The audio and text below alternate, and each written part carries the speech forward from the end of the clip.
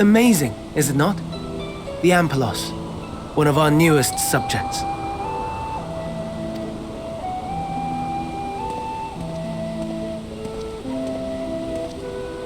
So, how are we coming along?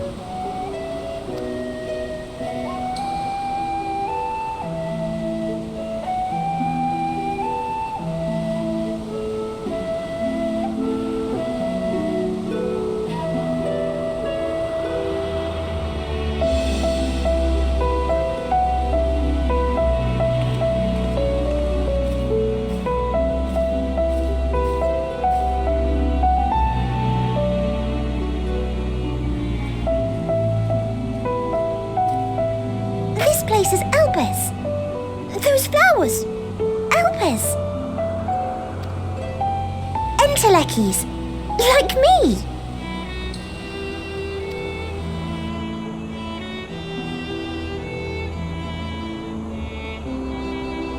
They are a product of Elpis, and so named for their birthplace. A happy accident born of the hands of a former researcher who loved beautiful blossoms.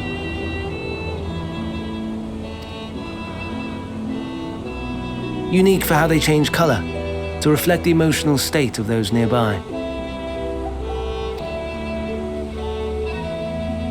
Though be it here or elsewhere, they are seldom seen in any hue save purest white. Reflect the emotional state, you say? By what means do they achieve this? In creation, there exists an energy wholly apart from ether, one driven by emotions. In like manner to how we manipulate ether, this flower is subject to the influence of said energy.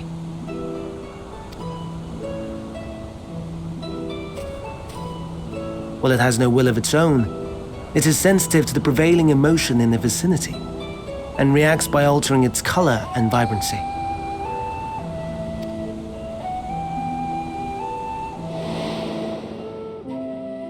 Akasha? It is one of the unseen energies defined by Harnish alchemical theory. Though a gross oversimplification, some describe it as an essence influenced by feeling.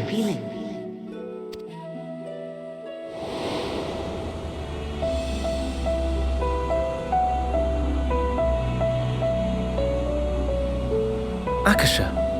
Though I'm not familiar with the term, your description suggests it is the self-same energy.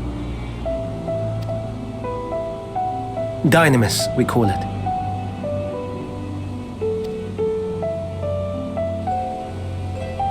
And those entities like the Elpis flower that have the ability to interact with this energy, converting emotions into tangible phenomena, are Entelekis.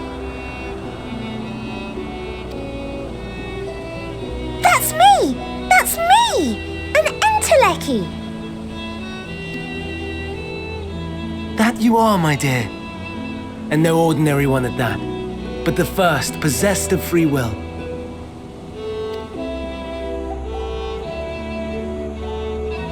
Wait, a form of energy other than ether?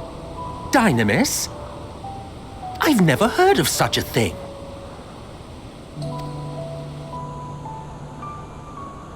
Hardly surprising. Dynamis cannot be seen, much less felt. And though its existence has long been theorized, we had no proof until the flower's serendipitous creation.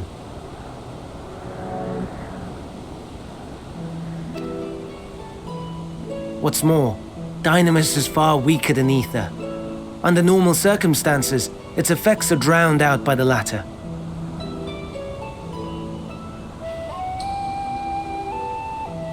On account of which, beings comprised of and reliant upon the ether, like you and I, are unable to make practical use of Dynamis.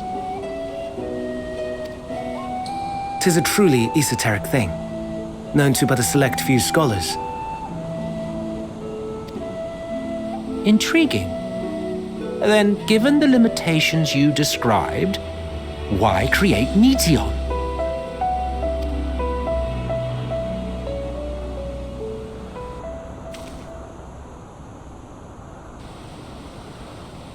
Our star, Aetheris, is especially rich in ether, so much so that its name is derived from it. However, when we consider all energy in existence here and in the vast space beyond, Dynamis may account for as much as 68.3%. The more abundant form by far. Were we able to control it, we could open the door to limitless possibilities.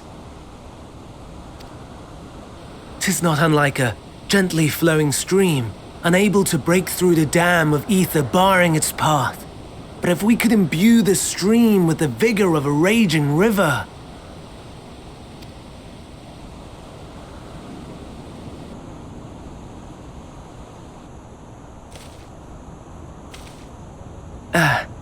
Not that I have such grand ambitions. Nay, I merely wish to create a being that could traverse the great expanse.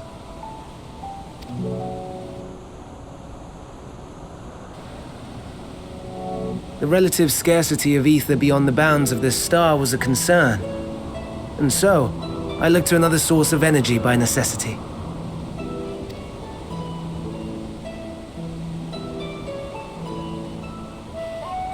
That being Dynamis. No wonder her ether is so thin. Precisely. Yours is thin too. Like an entelechy. Like me. So, are we the same? Entelechies.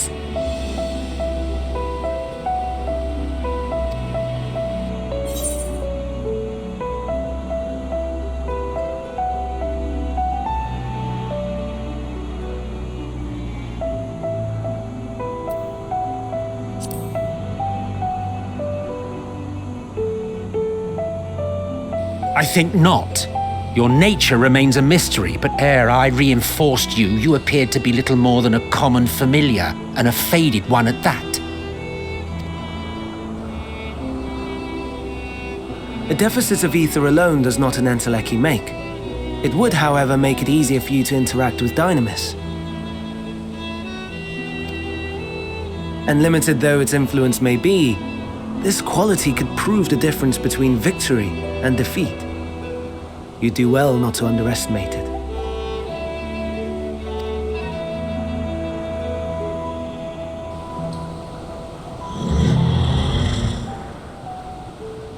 Oh dear, I'd forgotten about the poor fellow. You must excuse me a moment while I go and verify a few more things.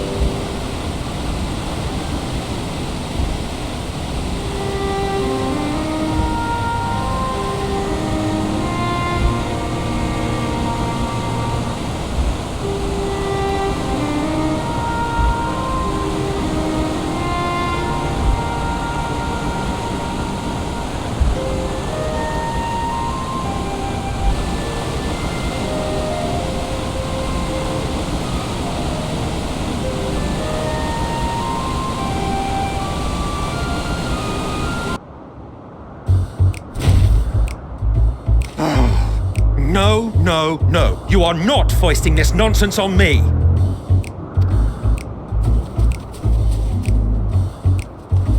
I'm given to understand you have the power to help the Charybdis, and should be quite willing to do so. And so I appeal to your better nature, most benevolent Emet-Selch. Please teach her to fly. Or else Hermes will transform. Right now.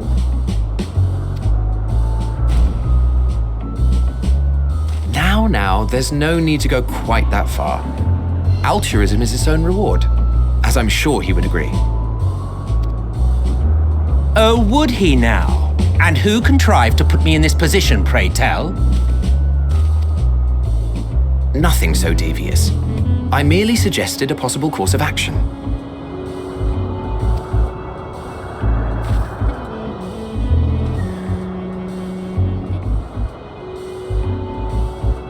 Please, Emet-Selch. Please.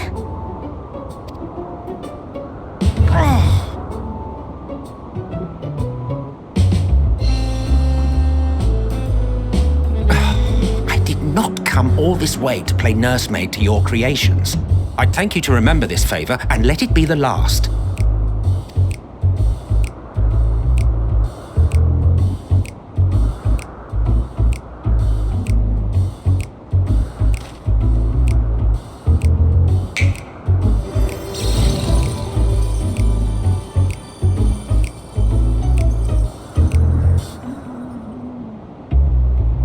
I will aid it once it has taken to the air. It falls to you to shepherd it skyward.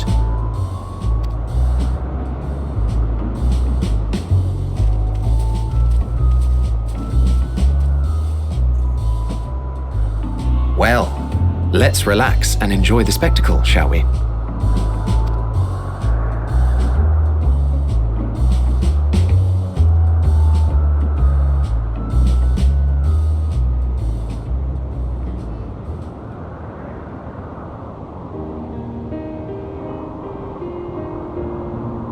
You were wondering why Emet-Selch joined the convocation. Truth be told, he wasn't the first choice for the office. I was, on the strength of my ability to see ether. But I declined the offer. For though my vision is exceptional, I am pedestrian in all other aspects. Worse even, quite abysmal when it comes to manipulating ether, for example. Couldn't transform even if I had a mind to do so. What good is the ability to perceive a problem if one cannot act to address it? Emet-Selch has no such shortcomings. He excels in vision and manipulation both, the latter to an extraordinary degree. If there is a mage more powerful, I do not know of them.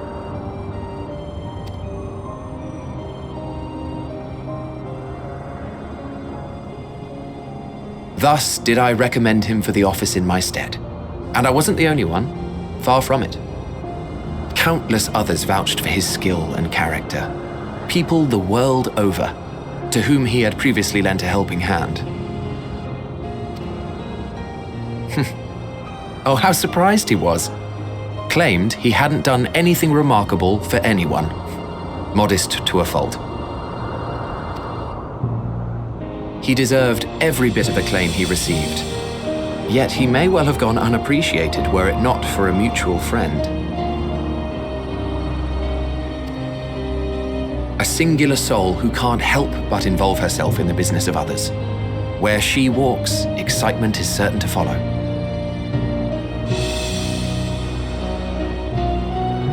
Her antics irritate Emet-Selch to no end. But much of his grumbling stems from genuine concern.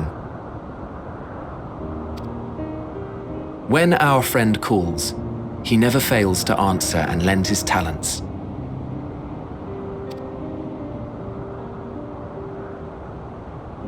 And in the course of doing so, he himself came to be recognized and respected by those around him.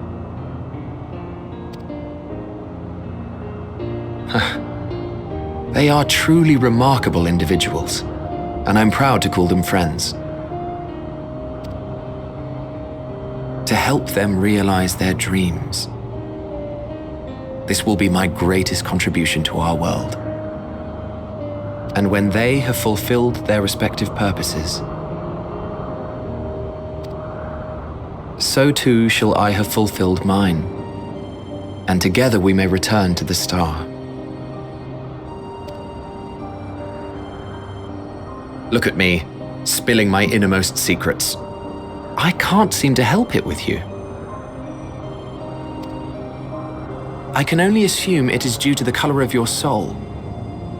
I just don't understand how you can be so alike and yet so different.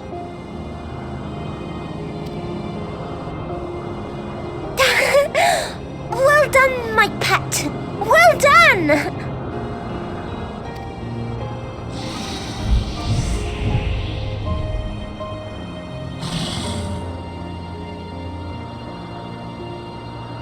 Ah yes, I dare say the Charybdis will be fine here on.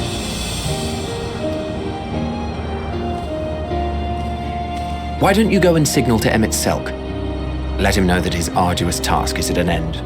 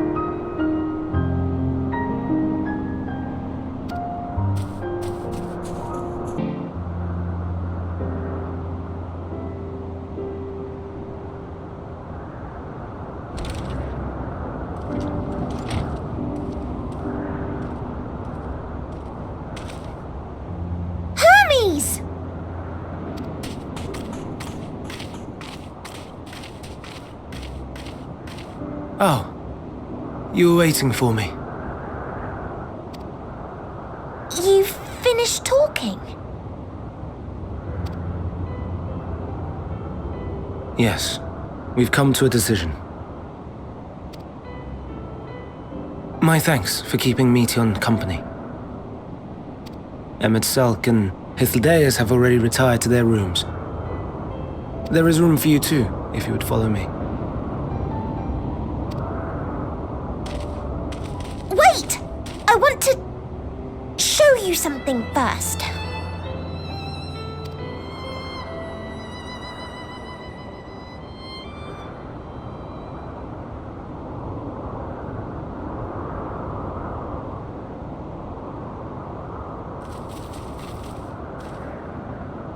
Elpis flowers?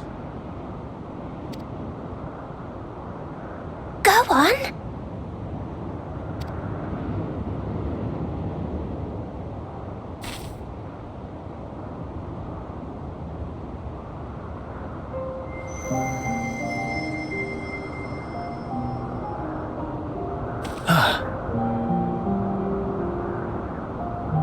You're not the only one, Hermes. Others feel sad too. You're not alone.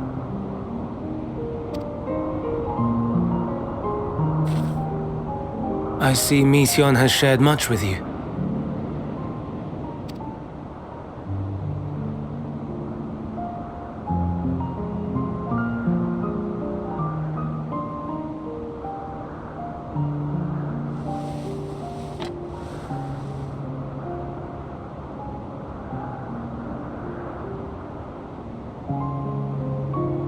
May we talk a moment?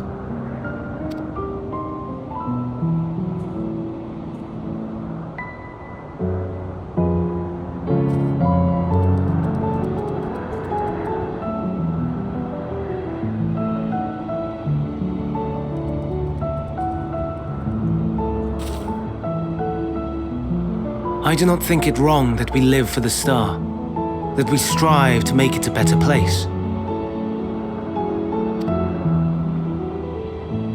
And yet, in carrying out my duties here, there are times when I am plagued by doubt. Do you recall what Hythlodaeus said when we first spoke of my nomination? Death is the privilege of those who have fulfilled their purpose, a choice they embrace of their own free will, and when they depart, it is always beautiful. Perhaps it is but only for man. Creations that he deems useless are discarded with nary a second thought. Some scarcely born into the world, afforded a handful of breaths before life and potential are abruptly extinguished. We make an effort to spare them the pain, but they sense what awaits. Rage and anguish and cower and fear, and it is not beautiful. Yet no one cares, no one. So fixated are we upon the duty that we do not pause to question the method. Pain and suffering, confusion and despair, writ plain in the eyes of those poor creatures. Yet no one sees. We turn a blind eye and carry on in blissful ignorance. Nor to miss. And always, always the blossoms shine pure and white. A contradiction so blatant I could scream, want to scream. How can you all accept this aberration? Then I wonder, am I the aberration for thinking thus? And I am filled with dread. But now I know I'm not alone. Not the only one for whom the flowers weep. I won't ask what you thought as you kneeled beside the Alpes, or if you only did it at Meteon's insistence. Nevertheless, I thank you. To know that you too have experienced suffering is a comfort.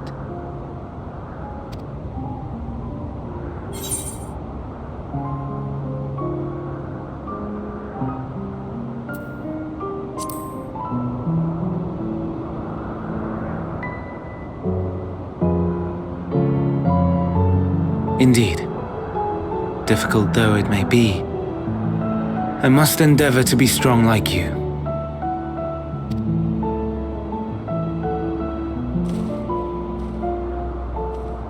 The stars in the heavens, know you what they are?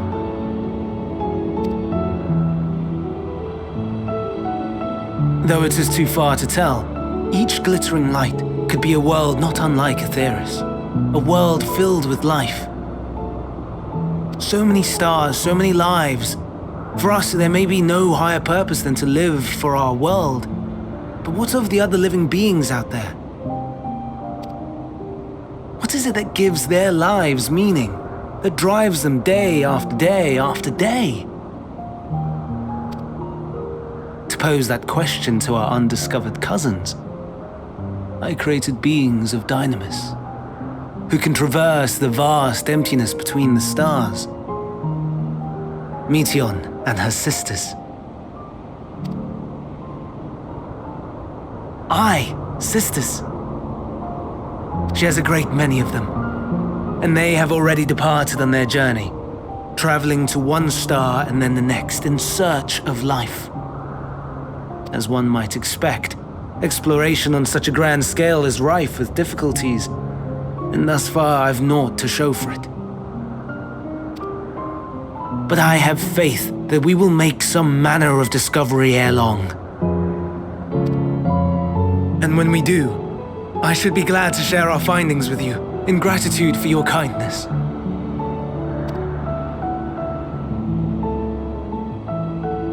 It's getting rather late. We had best find our beds. It would not do for both of us to be sleep-deprived on the morrow. Come, Meteon, let us head back.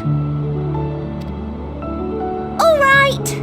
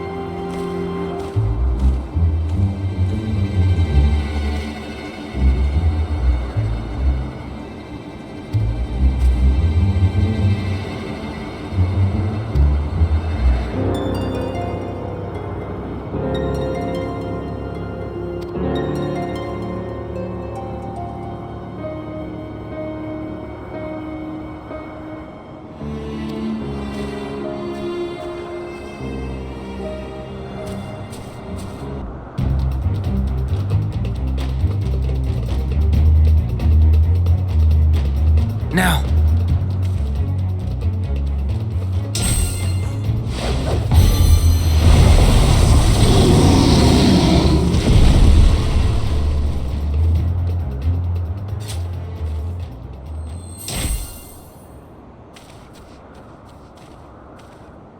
Oh.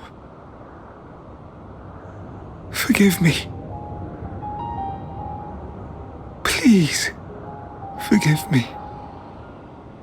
May you and your kin find peace. Wherever your souls may drift in the underworld, may you find tranquil seas.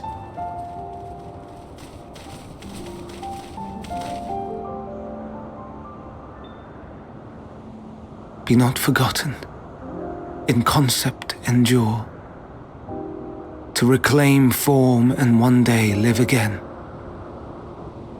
Serve not the star, or any purpose save your own. Live again,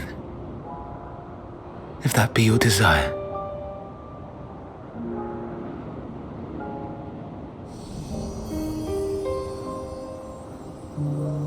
Hate, if that be your want. We are worthy. But leave your suffering behind. Lay down your burdens, be born anew. Fly high, fly free.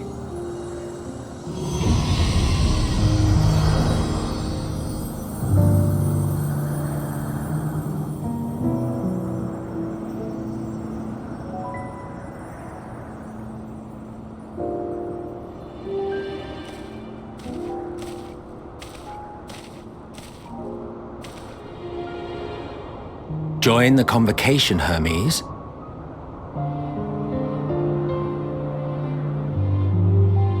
You do not belong here. Leave to replace another. To be replaced. It changes nothing. Tell me, do you think it right that we sacrifice all these lives for the sake of the star? And when the star has reached perfection, what then? If all who are satisfied choose to die, shall we all die in satisfaction?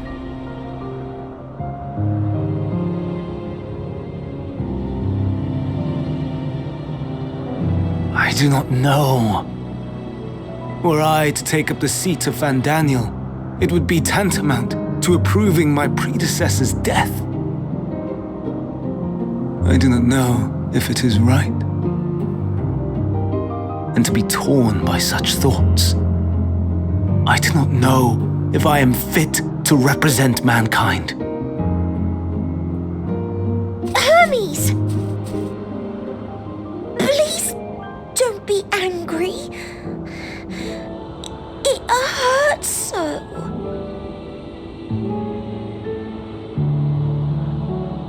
Forgive me.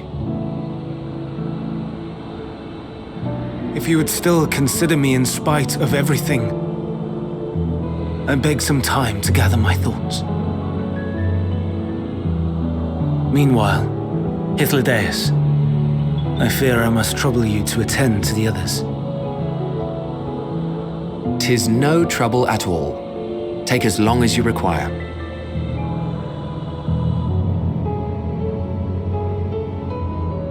And you, my friend, I pray you find that which you seek.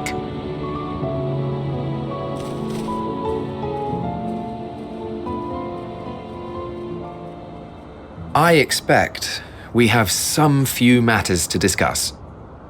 Shall we return to the 12 Wonders for a time? Aye.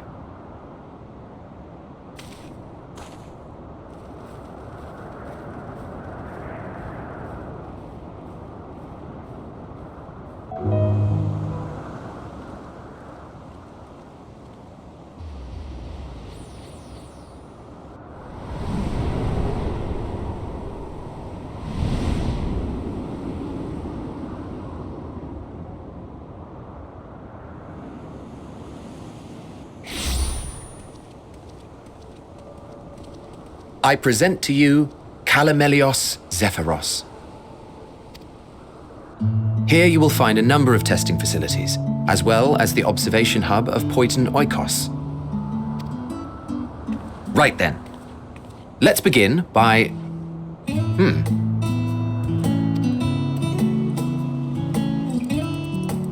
Well, well, an Arrhaeus.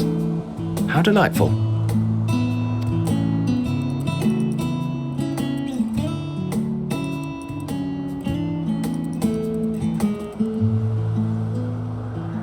And what, pray tell, is that? Ah, that's a new species of shark. We approved the concept but a few days ago. Sharks are among the most popular sea creatures. Rare is the day when someone does not submit a new concept. At first, they were largely orthodox, consideration given to such things as size and environmental impact, and then a whimsical someone thought to bestow it with flight, another superior intelligence. And then the floodgates burst, concepts with multiple heads or arms and legs, and so on and so forth. It was getting absurd. A part of me wanted to tell them to go away and find something else to create, but in the end, I couldn't deny their passion. And here we are.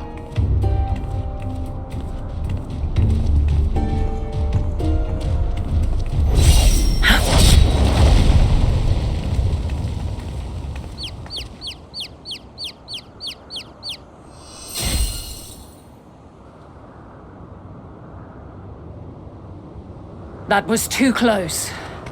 Are you unharmed? Well now, if it isn't a pair of familiar faces. Banar, that we should meet you here.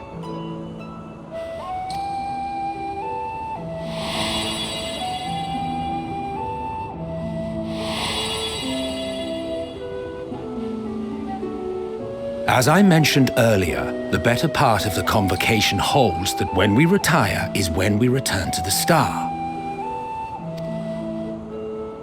Well, she is not among said majority. Even after stepping down, she carries on with her work. Vanar is her name, and she is the previous Azem.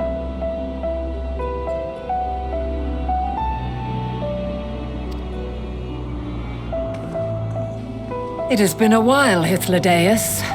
You look well. Less so, Emmet Selk. I dare say the lines upon your brow have both deepened and doubled in number. A shame for one so young. You must make an effort to frown less often.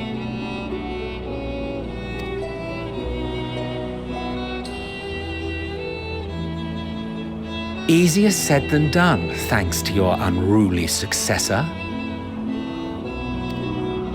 How is she, if I may ask? Incorrigible as ever. Rushed headlong into a volcano on the brink of eruption just the other day. I should be glad to share the tale in its entirety later, if you're so inclined. Oh, you know I am. Now then, you are?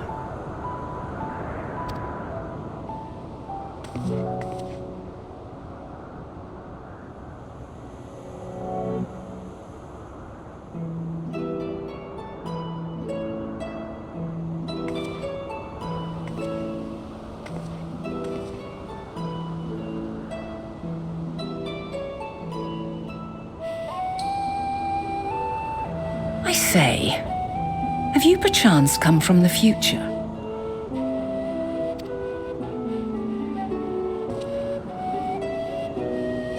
I do not believe we have ever met, yet I sense my magic upon you.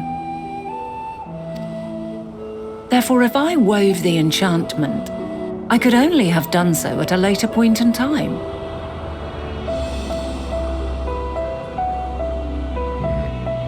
What manner of magic is this, if I may ask? A traveler's ward, of course. It prevents the corruption of one's ether.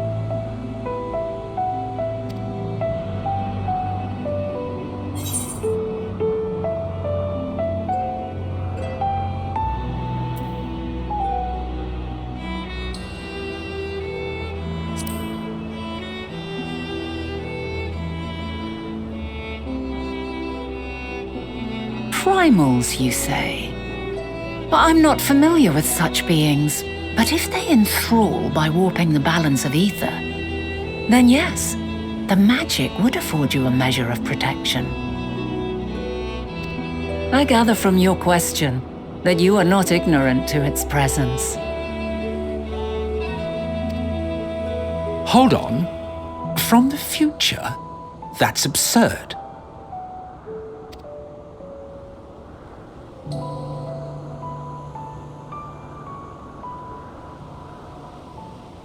What is it? Are you unable to speak of the matter?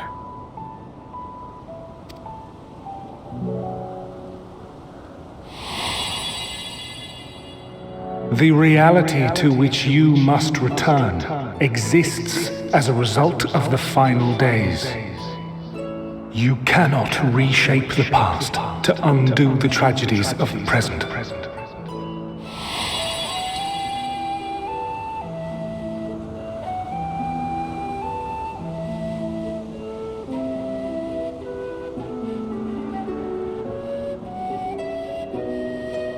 So, your actions here will not change your history, but they may yet affect the course of ours.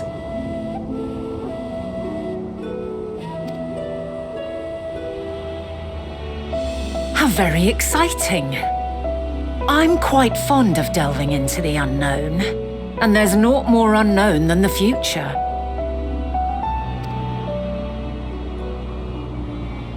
Until a moment finally arrives, we cannot know for certain what will come to pass, regardless of our supposed foreknowledge, so you needn't worry for us. More importantly, that you should go to such great lengths as to travel unto the past bespeaks the gravity of your quest. Will you not reveal it to us? Mayhap we can be of aid to your cause.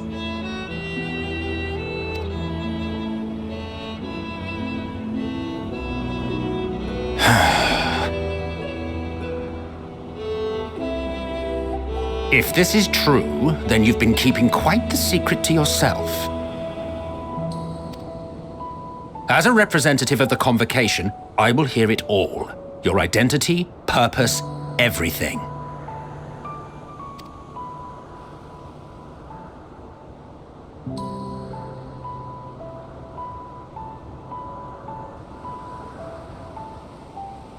Why don't we move to a place more conducive to calm conversation? I've been working here for some days now at an old friend's behest. If it is agreeable, we may make use of my accommodation at Poiton Oikos.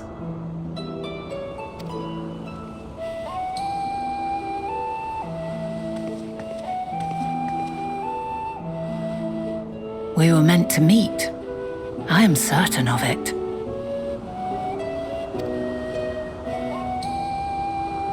Else I wouldn't have marked you so clearly and sent you unto myself in the past.